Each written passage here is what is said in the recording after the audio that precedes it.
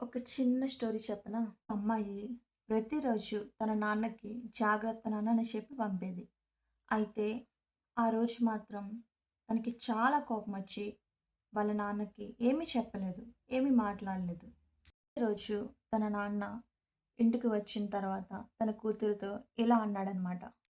నువ్వు చెప్పే ఒక్క మాట కోసం నేను ప్రతిరోజు ఎదురు చూస్తూ నా కష్టాన్ని మర్చిపోతానమ్మా" అని చెప్పగానే ఆ కూతురు ఒక్క నిమిషం ఆలోచించి తన తండ్రిని హత్తుకుని, "సారీ నాన్న, ఇంకెప్పుడు అలా చేయను" అని చెప్పి తనలో ఇలా ఆలోచిస్తూ ఉంది.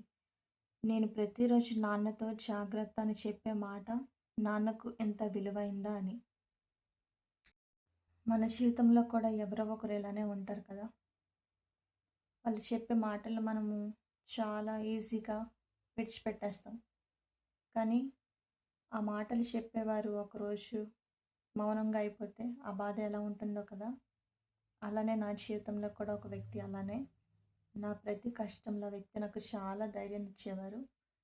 కొన్ని రోజులుగా ఆ వ్యక్తి నాతో మాట్లాడడం మానేశారు. ఏమైందో తెలీదు. కానీ ఆ వ్యక్తి నాకిచ్చిన ధైర్యాన్ని బట్టి నేను ఇప్పటికీ కూడా ఆ వ్యక్తి నా జీవితంలో ముఖ్యమైన వ్యక్తిగానే నేను చూస్తాననమాట.